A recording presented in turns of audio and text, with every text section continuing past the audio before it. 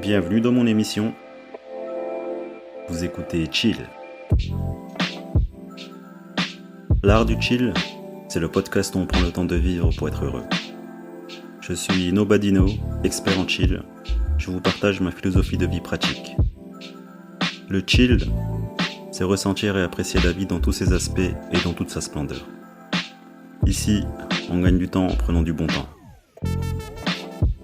Bon chill.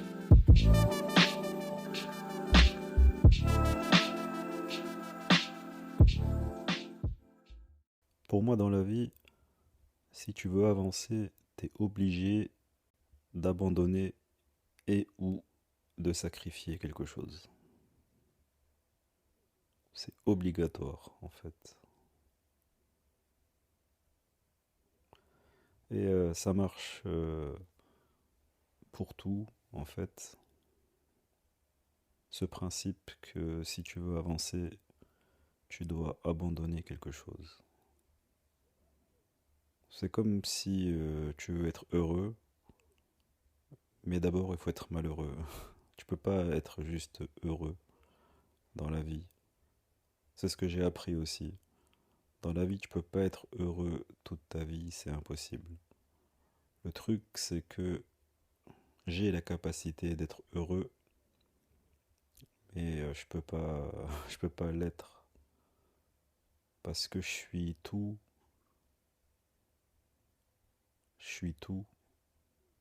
donc je peux pas être juste être heureux, c'est pas possible. En fait, je te parle de cette notion d'abandonner parce que moi je trouve que dans la vie, je me sens très épanoui. Je fais exactement ce que j'ai envie de faire. Je vis une vie de rêve, malgré que j'ai une vie assez simple en fait. Mais j'aime cette simplicité et ça m'épanouit vachement. Ça amplifie ma paix intérieure, ça amplifie ma quiétude. Je me sens en paix. Vraiment, je me sens en paix à ce moment de ma vie. Mais le truc en fait, c'est que l'envers du décor, c'est qu'il y a un prix à payer pour me sentir comme ça. Comme je l'ai dit, on ne peut pas être quelque chose en continu. Je peux pas être juste heureux, épanoui dans ma vie, c'est pas possible. Encore une fois, j'ai simplement la capacité de l'être. Et c'est vrai que je le suis dans la majeure partie du temps. Dans la majorité du temps, effectivement, je peux dire que je suis épanoui et heureux. Mais de l'autre côté, pour être comme ça, ben, parfois, tu vois, j'ai des moments de vide intérieur intense. Un vide qui me prend aux tripes et qui me fait me sentir mal à l'intérieur. Tu vois, je ressens une énergie qui est désagréable, qui est en moi. Et ouais, c'est vraiment un vide en fait. J'ai l'impression que c'est peut-être ça, les gens qui sont dépressifs. Ils ressentent ça genre tout le temps. Après, ce ne sont que des mots. Mais moi, je ressens parfois ce grand vide intérieur. Mais je le vis pleinement par contre. Je l'accepte et je le vis. Je fais pas grand-chose pour m'en échapper. Je laisse le truc couler. Et après quelques jours, ça passe. Et je me sens beaucoup, beaucoup mieux. Bah, limite, bah, je suis content, je suis extrêmement content parce que quelques jours avant, je sentais un vide intérieur. Donc, du coup, ce vide, il est comme devenu nécessaire dans ma vie et qu'au bout de 37 ans, eh bien, j'ai fini par vivre avec et que j'ai jamais échappé à ce vide qui me prend parfois. Finalement, je l'ai toujours vécu, je l'ai toujours accepté et puis quand je dois aller moyennement bien, eh bien, je laisse ce truc me prendre et j'attends. J'attends que ça passe, et c'est tout. Et c'est ça en fait l'envers du décor de la paix intérieure. C'est que j'ai la capacité de me sentir en paix, mais de l'autre côté, ben, Je ressens un vide, une solitude. Une solitude qui est amplifiée aussi par le fait que plus je suis heureux dans ma vie, plus je suis épanoui, et plus j'ai tendance à me retrouver seul.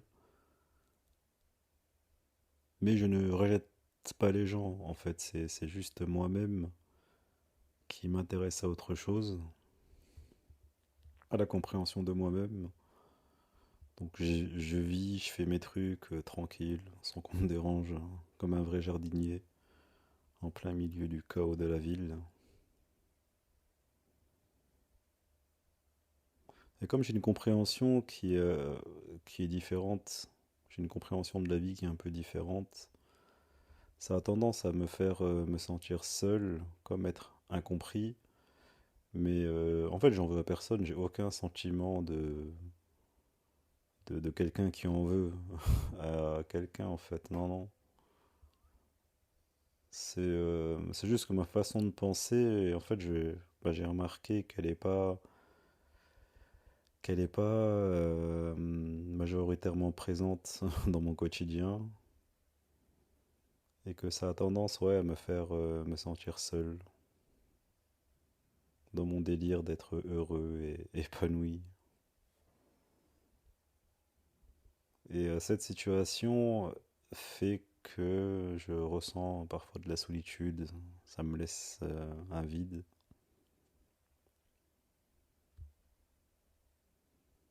C'est vraiment genre un mal-être mais qui est nécessaire pour moi.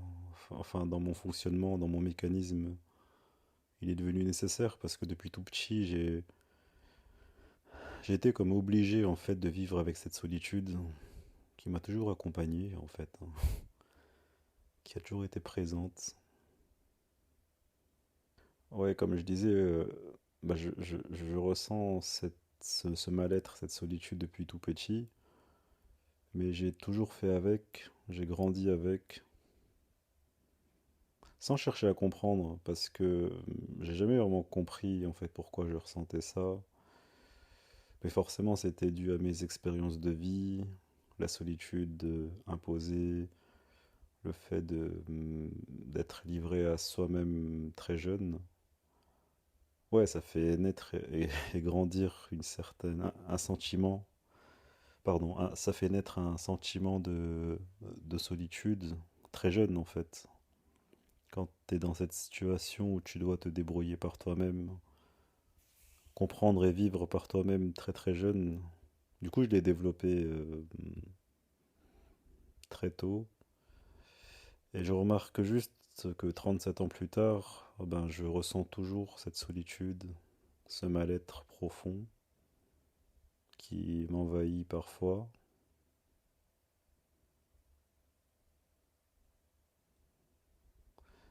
Mais la chose positive, c'est qu'après, voilà, je ressens un bonheur qui est juste incroyable. On dirait, voilà, c'est un peu comme si j'étais obligé de passer par ces moments de faiblesse, entre guillemets, hein, pour encore mieux ressentir la joie de vivre que j'ai dans la majorité du temps. Je suis, je suis quelqu'un d'épanoui, je suis quelqu'un voilà, qui est là, qui ressent les choses, qui observe les choses avec la lenteur, comme un escargot, qui prend le temps de vivre. Je vis de manière tranquille. Et comme je le dis, eh ben, le sacrifice dans cette histoire, bah, c'est que parfois, je suis obligé un peu d'abandonner une ancienne version de moi-même, et que cette souffrance, que j'appelle souffrance parce que je peux pas y mettre des mots, parce qu'en vrai, que c'est de la souffrance, je trouve que c'est quand même fort en fait. Parce que ce mal-être que je peux ressentir, il est nécessaire pour que je me sente beaucoup, beaucoup mieux juste après, que je sois pleine d'énergie et que j'ai la motivation pour faire plein de choses comme ça, pour le fun et pour le plaisir.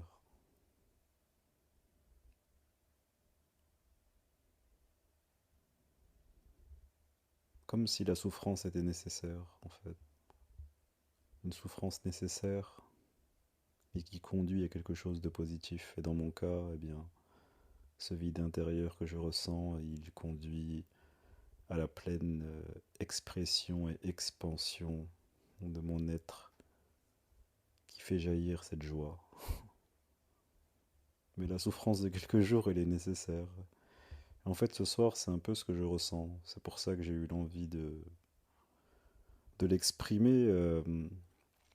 Parce que bizarrement, c'est en y mettant des mots, c'est en m'exprimant là tout seul derrière mon micro, eh bien que ça m'apaise, en fait.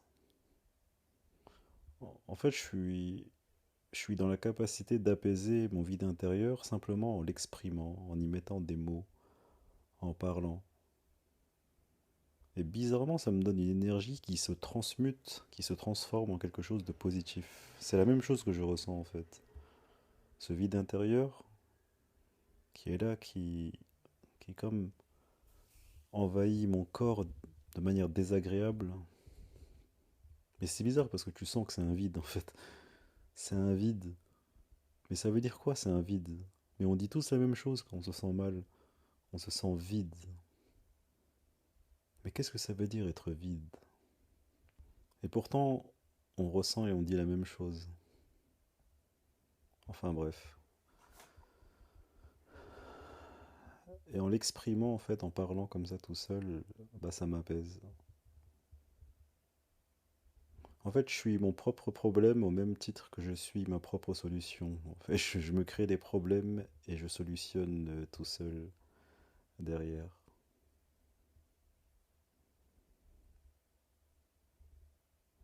Ouais, rien que le fait de dire que je ressens un vide intérieur parfois, ouais, ça soulage en fait. Ça me fait grave du bien. Et je pense qu'on devrait tous le faire, ouais. Et peut-être que finalement la solitude que je ressens, c'est le fait que je l'exprime pas assez aux gens. Je sais pas. Peut-être que je juge qu'ils ne pourraient, pardon, pas comprendre. Peut-être aussi, hein. Après, c'est facile, on se met en position de victime et tout peut être de la faute des autres. Alors que, comme je l'ai dit, on est son propre problème au même titre qu'on est la solution du problème que nous-mêmes on a créé. Mais on est humain, on est chelou. Et c'est vrai que plus les années passent et plus je me rends compte que j'ai abandonné, j'ai sacrifié pas mal de choses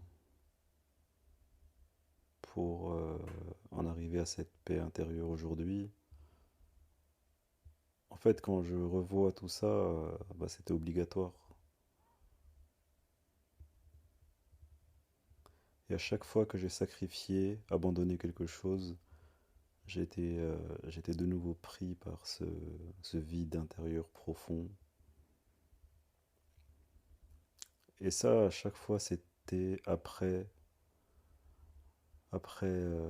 une situation difficile, des moments de solitude.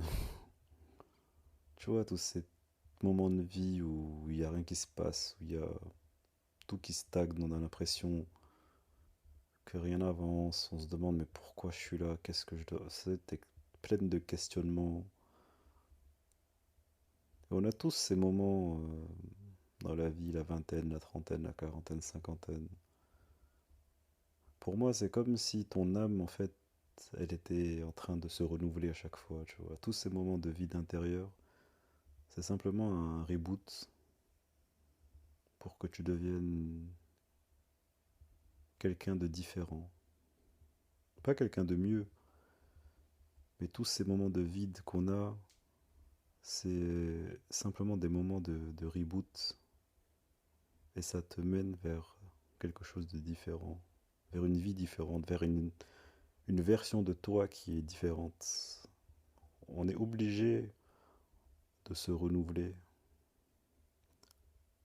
Pourquoi? Parce qu'on est à l'image des autres. On subit la conséquence des actes des autres aussi. Donc t'es obligé de voir autrement. Et tout ça, ça passe par le vide intérieur. En fait, on comprend pas le vide parce qu'on n'arrive pas à y mettre des mots. Du coup, c'est difficile d'expliquer ce qu'on ressent. Alors, chacun est dans son coin. Chacun est potentiellement en train de vivre un vide intérieur.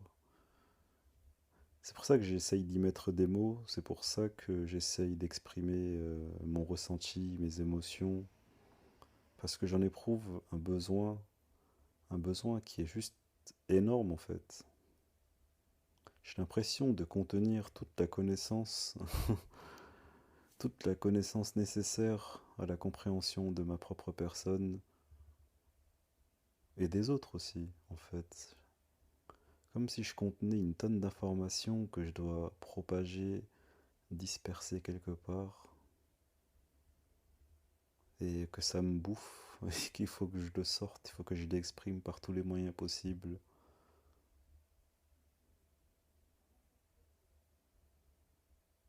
Un trop plein d'énergie, un trop plein de trop de d'émotions, de sentiments mélangés, je sais pas,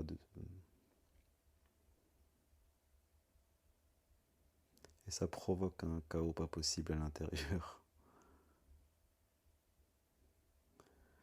Et quand je ressens ce vide, je me sens comme absent. Je me sens comme absent de ce monde en fait. Je me sens comme absorbé par quelque chose ou comme si j'étais plus le contrôle, comme si j'ai, comme si je ne contrôlais plus ma personne en fait. Je me sens comme comme un robot en mode automatique qui sait exactement ce qu'il fait, ce qu'il doit faire. Mais le sentiment, c'est que je suis absent de tout ça. Comme si j'étais pas invité dans ma propre vie en fait.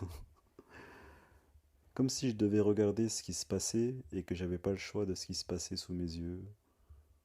Tout ce que je peux penser, tout ce que je peux faire, eh ben j'ai pas le choix, ça doit arriver, ça arrive.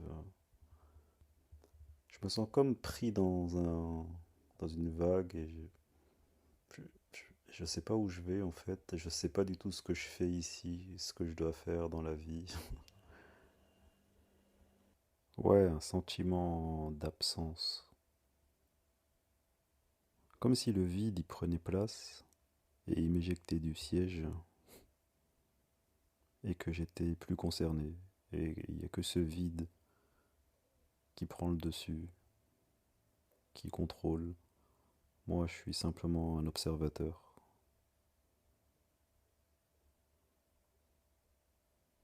C'est trop étrange comme sentiment quand le vide m'emporte.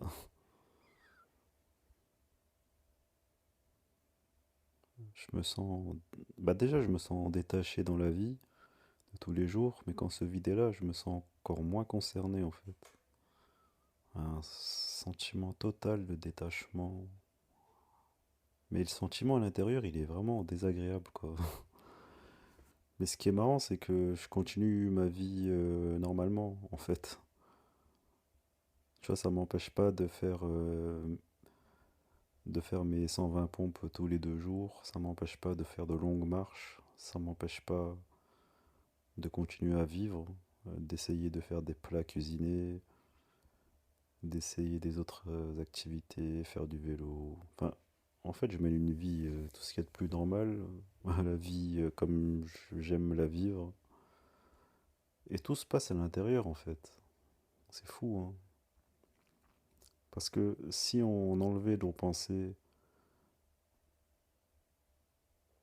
si on pensait à rien, et qu'on avait juste la vision de nous-mêmes à l'extérieur, on se voit vivre, en fait, tous les jours.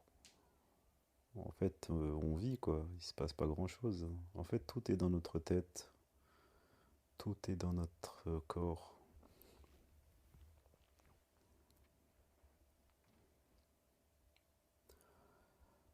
Mais voilà, j'avais juste envie de partager un peu mon ressenti. Parce que comme je le dis, dans la vie, je me sens heureux. J'ai la capacité de me sentir heureux. Mais c'est parce que de l'autre côté, j'ai aussi la capacité d'accueillir parfois ce vide intérieur qui me fait me sentir mal intérieurement. Et que ce mal intérieur, finalement, je m'en suis adapté, je m'en suis accommodé, j'ai appris à vivre avec toutes ces années.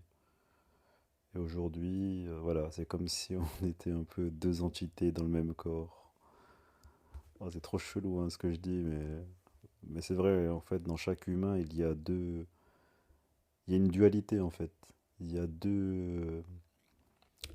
il y a deux esprits qui cohabitent, on va dire la raison et le cœur.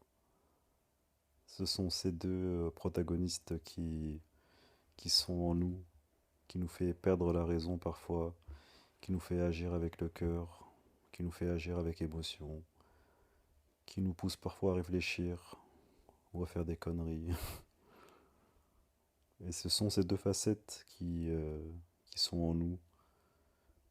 Et pourquoi on est aussi duel, pourquoi on est souvent dans la contradiction, dans le paradoxe. C'est tout ça en fait. Voilà ce que c'est un peu le vide intérieur, comment je l'ai expliqué. Voilà, c'est exactement tout ce qui se passe à l'intérieur de moi. Parce que je ressens les choses de manière très amplifiée en fait. Et voilà.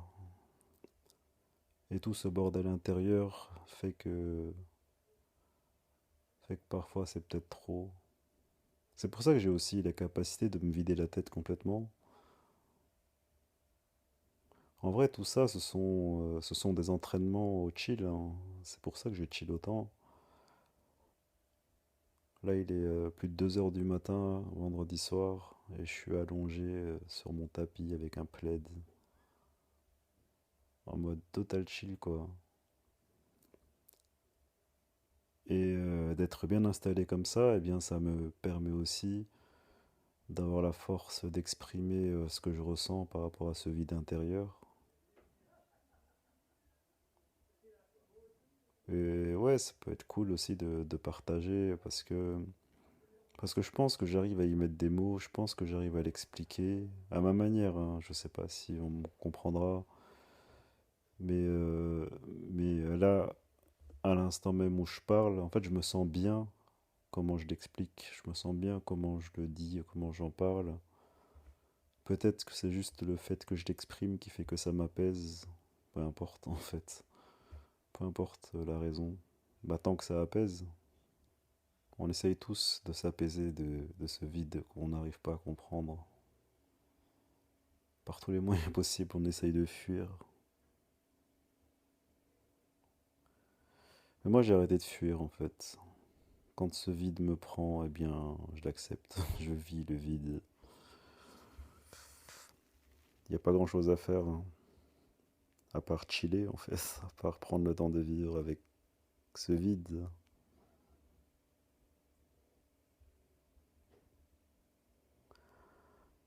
Enfin bon, voilà. Bah, écoutez, j'espère que vous avez apprécié m'écouter. Pardon. J'espère que vous avez apprécié m'écouter parler de ce vide intérieur que je ressens là, vendredi, à 2 heures et quelques du matin. Mais que je ne ressens plus parce que, en fait, je suis en train d'en parler. Et comme je l'ai dit, quand j'en parle et quand je l'exprime, ça apaise ce vide. Donc c'est cool. Donc merci à vous de m'avoir écouté. Je vous dis un bon chill et je vous dis aussi à la prochaine. Allez, ciao.